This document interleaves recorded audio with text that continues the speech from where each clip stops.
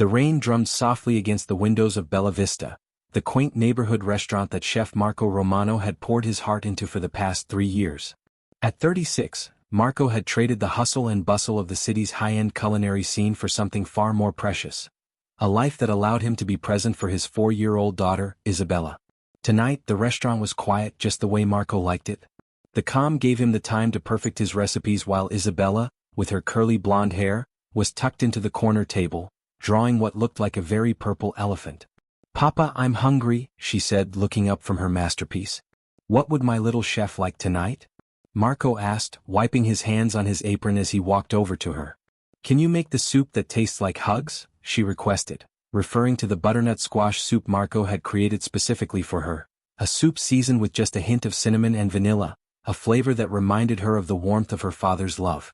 "Of course, Piccola," Marco smiled, kissing the top of her head. "But first, let Papa finish up some prep for tomorrow." As Marco returned to the kitchen, the restaurant's front door chimed, signaling the arrival of a new guest. He glanced up to see a woman in an expensive navy suit, holding a baby carrier. Even from across the room, Marco could hear the infant's cries, echoing through the otherwise quiet restaurant. The woman walked in, flustered, her blonde hair pulled back into a neat bun, now slightly disheveled from the rain. Marco observed her struggle with an umbrella, a briefcase and a baby carrier, all while trying to keep her composure. She looked like she was in her late 30s, and despite the designer suit, her face was marked with the exhaustion of someone who had been pushing herself beyond her limits. "Excuse me," she called out, her voice strained. "Are you still open?" Marco glanced at the clock. It was well past closing time, but something about the desperation in her voice made him nod without hesitation. "Of course. Please have a seat wherever you'd like," Marco said warmly. The woman, whose name Marco would later learn was Catherine Blackwell, chose a table near the kitchen, setting the baby carrier down carefully on the floor beside her. The infant, perhaps 6 months old, was crying intensely, and it seemed as though Catherine had been struggling with this for some time. Marco's paternal instincts kicked in as he approached her, his eyes instinctively drawn to the baby. "I'm sorry," Catherine said, trying to catch her breath. "She's been crying for 3 hours. I've tried everything. I know she's hungry, but she won't take the bottle. And the nanny quit this morning with no notice." Marco looked at the infant, whose cries grew more frantic with each passing moment. His years of experience with Isabella told him exactly what to do, but he knew this situation was different. "May I?" Marco asked gently, his voice soothing as he gestured toward the baby carrier. Catherine hesitated, her exhaustion clearly weighing on her, but eventually she nodded, desperate enough to accept help from anyone. Marco carefully lifted the baby from her carrier, his hands instinctively supporting her in a way only a parent could. "Hello there, beautiful girl," Marco whispered softly, his voice tender as he spoke to the baby in Italian. "Kiko, what's troubling you?" The baby's cries softened, just slightly, as if she was comforted by the familiarity in Marco's voice. "She's hungry," Catherine said, her voice full of helplessness. "But every time I try to give her the bottle, she pushes it away." Marco observed the baby closely for a moment before turning his attention to the bottle Catherine held out. He examined the formula carefully, then, without hesitation, touched a drop to his lips. "Sonora, this formula is much too cold," Marco said with a gentle smile. "Babies, Isabella, my daughter, she was the same way, they need their milk to be at body temperature, just like mama's milk." Catherine looked at him, confused. "Body temperature?" she repeated. Marco nodded, his smile kind. "Every baby is different. Isabella, she was very particular about temperature, very particular about everything. Let me warm this up properly for you." Catherine watched in amazement as Marco took the bottle back to his kitchen. There was something deliberate in his movements, as if he was carefully orchestrating each step. He didn't just microwave the bottle or run it under hot water. Instead, Marco filled a small saucepan with water, heated it to a precise temperature, and gently placed the bottle inside, testing it repeatedly. "The secret," Marco called out from the kitchen, "is that it must be exactly 37 degrees Celsius, not warmer, not cooler. I learned this from my nonna when Isabella was born." Isabella, who had been quietly observing the scene, looked up from her drawing and, with the innocent curiosity that only a 4-year-old could possess, approached Catherine's table. "Your baby is very pretty," Isabella said seriously. "Is she sad?"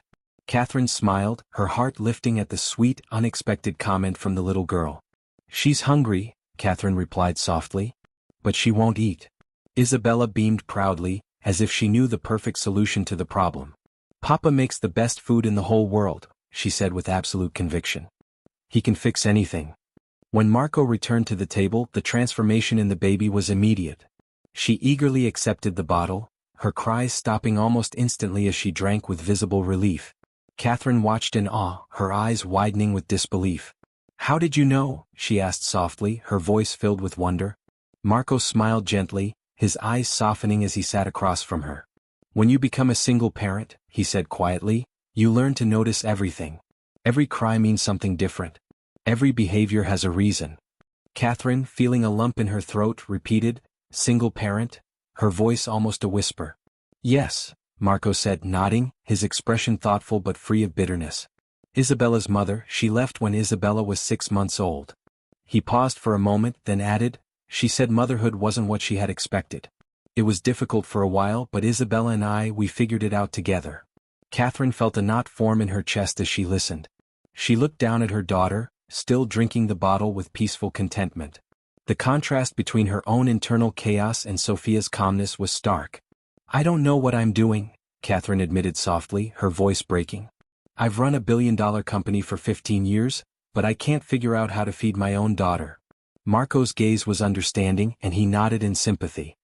He gently pulled out a chair and sat across from her. "What's your daughter's name?" he asked quietly. "Sophia," Catherine said, her voice still fragile as she looked down at her baby. "Beautiful name," Marco said with a smile. "Wisdom," he added as if reflecting on the meaning. "How old is Sophia?" "She's 6 months," Catherine replied, her tone still filled with exhaustion. "I've been trying to balance everything, work and motherhood, but I'm failing at both. The nanny I hired came highly recommended, but Sophia cried constantly when she was here. I thought maybe she was just a difficult baby." "No baby is difficult," Marco said gently, his voice filled with reassurance. "They just have needs that haven't been understood yet." Catherine's eyes filled with tears as she listened to Marco's calm wisdom.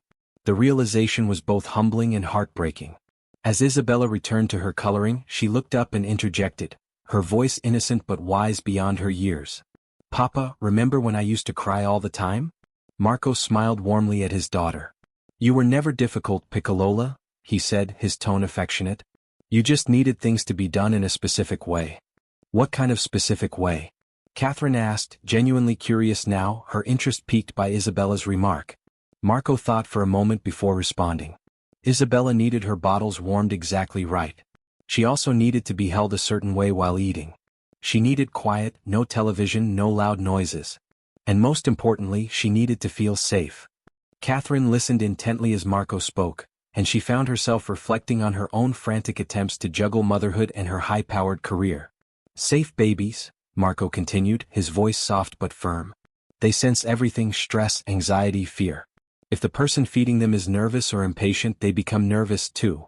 Catherine's face softened, a quiet revelation dawning on her. "When was the last time you ate something?" Marco asked, interrupting her thoughts. Catherine hesitated.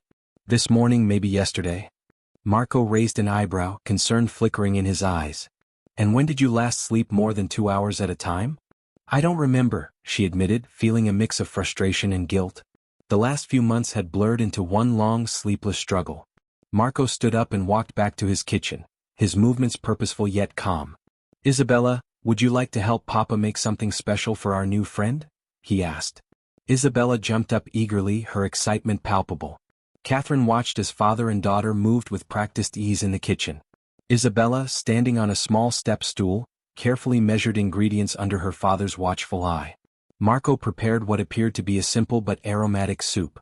"The secret to good food," Marco called out as he worked, "is not complicated recipes or expensive ingredients. It's understanding what someone needs and making it with love."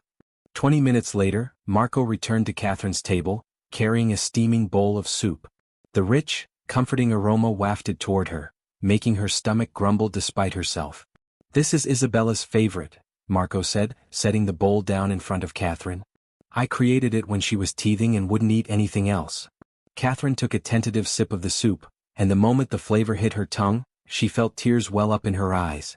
It wasn't just the taste, although it was delicious, it was the care, the thought, the intention behind it. She could almost taste the love and attention that had gone into making it.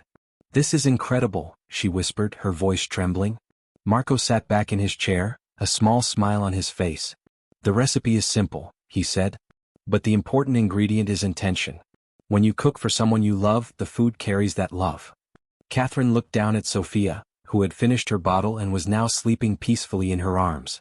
The quiet, contented expression on her daughter's face was in stark contrast to the chaos that had dominated Catherine's day. "I don't think I know how to do that," Catherine said, her voice small. "Do what?" "Love her the way she needs to be loved," Catherine admitted, her voice filled with vulnerability. "I can run board meetings and negotiate million-dollar contracts, but I can't comfort my own baby when she cries." Marco was quiet for a moment, watching her with a deep understanding in his eyes. "Sonora," he asked gently, "may I ask you something personal?" Catherine nodded, curious. "Why did you have Sophia?" Marco's question caught her off guard. "What do you mean?" she asked, looking at him with confusion. "I mean," Marco continued, "what made you decide to become a mother?" Catherine was silent for a long time, contemplating the question. She gazed down at her daughter, her tiny face peaceful in sleep. Finally she spoke.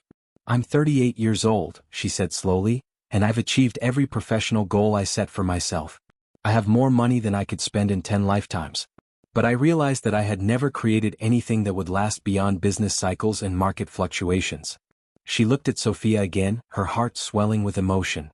"I wanted to create something real, something that mattered in a way that stock prices and quarterly reports never could." Marco nodded slowly. "And you have," he said softly, his voice gentle. "But creating a business and creating a family, they require different skills." Catherine looked at Marco, the weight of his words settling deeply in her heart. "What do you mean?" she asked, her voice a mixture of curiosity and uncertainty. Marco smiled softly, leaning back in his chair. "In business, you solve problems by taking control," Marco said thoughtfully. "You make decisions quickly and you move forward even if things aren't perfect. But with babies, with children, sometimes the solution is to slow down. To pay attention. To let them teach you what they need." Catherine's eyes flickered with realization, her mind racing through the countless business meetings, client calls, and deadlines that had consumed her life for the past 15 years. She had been the CEO of Blackwell Enterprises, and yet, with her own child, she felt utterly out of control. "I don't know how to slow down," she admitted, her voice trembling. "I don't know how to not be in control." Marco's gaze softened, and he nodded sympathetically. "We all have our struggles," he said gently. "But sometimes, the most important thing we can do is just be there. Be present." The words hung in the air between them, both simple and profound. Catherine felt a surge of emotion welling up inside her, as if she were on the verge of a breakthrough, something she had been searching for but hadn't known how to express.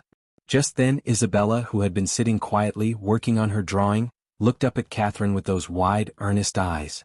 "Would you like to see my elephant?" Isabella asked, holding up her coloring book with great pride.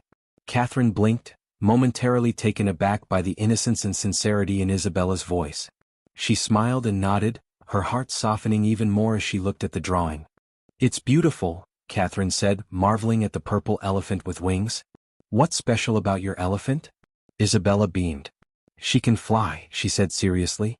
"And she takes care of baby elephants who don't have mamas." Catherine's heart ached as the words pierced through her. The innocence of the comment was too much to bear, and the tears she had been holding back finally came to the surface. Here was Isabella, a little girl who had grown up without a mother, talking about an elephant that cared for babies who didn't have mamas. It was as if she understood, on some level, the pain that Catherine had been trying to hide. Isabella, noticing the change in Catherine's expression, continued in her sweet, matter-of-fact way. "Papa takes very good care of me," she said with a smile. "And he says that love comes in different shapes like puzzle pieces." Catherine blinked, trying to process the profound wisdom that came from such a young child. She looked at Marco, who was watching the exchange with a quiet understanding. "Puzzle pieces?" Catherine asked, still trying to grasp the concept. Isabella nodded, her little brow furrowed in seriousness. "Some families have mama puzzle pieces and papa puzzle pieces. Some families have just papa pieces or just mama pieces. Some families have grandma pieces or auntie pieces. But if the pieces fit together and make love, then it's a good family." Catherine sat still for a moment, her mind processing the simplicity and depth of Isabella's words. Her perspective on family had always been about structure, about success, about achievement. But now she was starting to see that the true measure of a family wasn't about having the perfect setup. It was about love, patience and presence.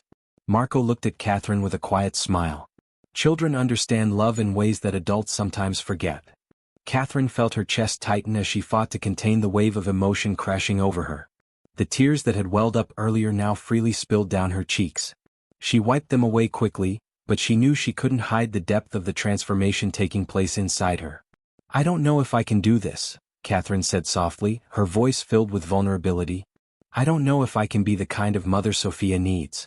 Marco's expression remained gentle, his voice steady as he spoke. "Sonora," he said, using the word with a sense of respect and care. "You already are. It's not about being perfect. It's about showing up. It's about being present even when it's hard. You're already doing it." For the first time, Catherine felt like she was seeing herself in a new light, not just as a successful businesswoman, but as a mother who was learning, growing, and trying her best. As they sat together, Isabella's drawing forgotten for a moment, Marco shared more of his experiences as a single parent. He spoke about the sleepless nights, the constant worry, and the gradual realization that perfection wasn't the goal. "Isabella didn't need me to have all the answers," he said quietly. "She needed me to pay attention to her specific needs and respond with patience and love."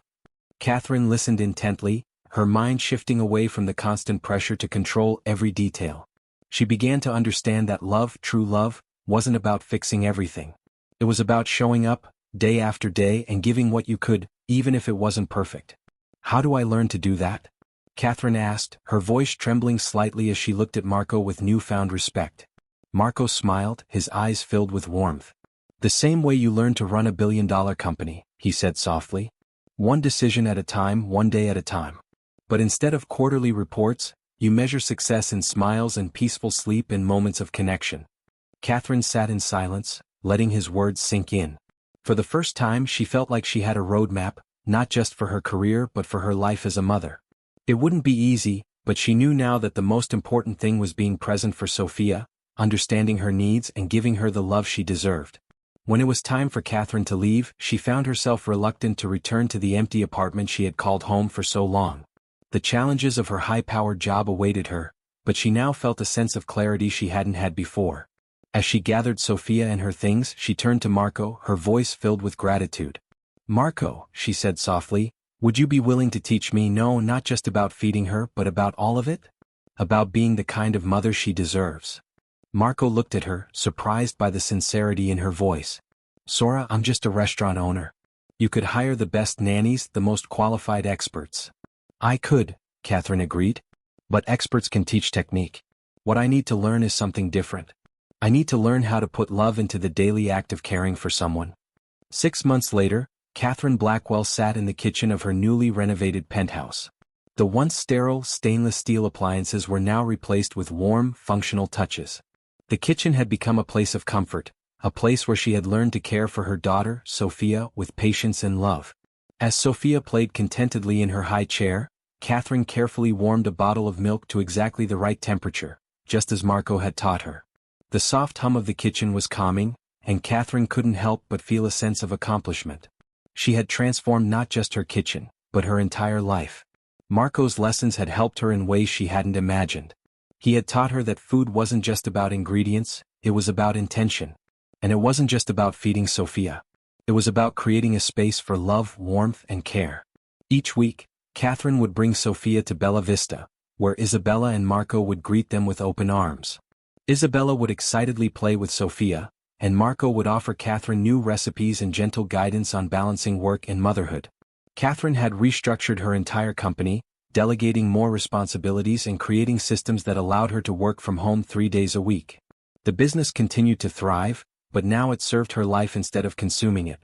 Her relationship with Sophia had become the foundation of her happiness. Sophia, who had once cried inconsolably in the arms of expensive nannies, now gurgled happily as Catherine sang Italian lullabies to her, lullabies Marco had taught them both. The soup recipe Marco had shared that first night wasn't just for butternut squash soup. It had become a symbol of something much more profound, a recipe for creating love through attention, patience, and the willingness to put someone else's needs before your own convenience. Isabella's words about puzzle pieces had stayed with Catherine. Some families have mama puzzle pieces and papa puzzle pieces. Some families have just mama pieces or just papa pieces. But if the pieces fit together and make love, then it's a good family. Catherine now understood. Her family might not look like the traditional one she had once imagined, but the pieces fit together perfectly. A successful mother learning to slow down, a wise chef who understood that nourishment comes in many forms, and two little girls who were teaching the adults in their lives that love is both simpler and more complex than any business plan could ever capture. The soup recipe, written in Marco's careful handwriting, now hung framed in Catherine's kitchen, a constant reminder of how far she had come. But the real recipe, the one for creating a life filled with love, presence, and attention to what truly matters, was written in the daily choices she made to put relationships before achievement and connection before control. The greatest lessons Catherine had learned came not from the experts, the books, or the boardrooms. They came from Marco, Isabella, and Sophia, the people who had shown her that love was both an art and a practice. It required patience, attention, and the willingness to measure success not in profits, but in the peaceful sleep of a well-loved child. One evening, as Catherine sat with Sophia in her arms, she felt a profound sense of gratitude. She had found the balance she had longed for, and it wasn't in spreadsheets or business deals. It was in these quiet moments, in the love she shared with her daughter, in the comfort of a home filled with warmth and understanding. "Thank you," Catherine whispered, looking down at Sophia. "Thank you for teaching me everything I needed to know." As she reflected on the journey, Catherine knew that her life, like Marco's recipe, had been transformed by the simple ingredients of love, patience, and presence. And that, she realized, was the most important recipe of all. This story is a reminder that sometimes the most valuable skills in life can't be learned in boardrooms or classrooms, but through the patient practice of caring for others. The most profound lessons come when we slow down and take the time to truly understand what our loved ones need, when we put love into every action, every decision, every moment of our lives.